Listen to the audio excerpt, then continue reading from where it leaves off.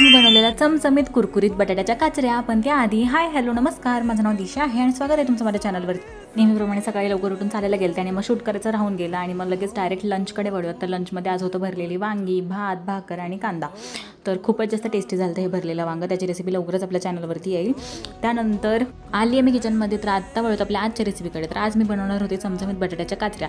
तर ह्या काचऱ्या बनवण्यासाठी सगळ्यात आधी मी इथे बटाटे छान स्वच्छ धुवून कट करून घेते आहे चिप्समध्ये, म्हणजे चिप्सच्या शेपमध्ये.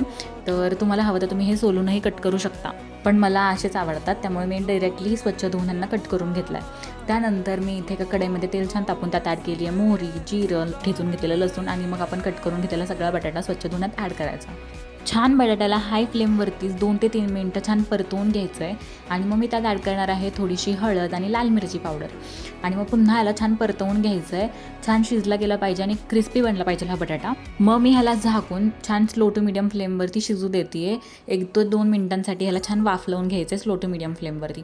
आणि बघा एक छान वाफ काढून झाली की त्यात मी ॲड करणार आहे चवीनुसार मीठ आणि पुन्हा छान परतवून घेते आहे. हाय फ्लेमवरती त्याला मी 1-2 मिनटं आणखी परतवून घेते आणि मग चेक करत बटाटा शिजला आहे का ते. तर इथे बघा परफेक्टली कुक झाला आहे आपला बटाटा. अलगद हाताने ह्याला मी तोडते तरी व्यवस्थित तुटला जातो आहे. आत्ता वेळेत आपल्या आजच्या डिनरकडे. तर डिनरमध्ये होती भरली वांगी, बटाट्याच्या काचऱ्या, आंबा, भाकरवडी आणि भाकर. खूपच जास्त टेस्टी झाल्या त्या बटाट्याच्या काचऱ्या. मीही एन्जॉय करते, तुम्ही करा. भेटू पुन्हा नेक्स्ट व्लॉगमध्ये. बाय.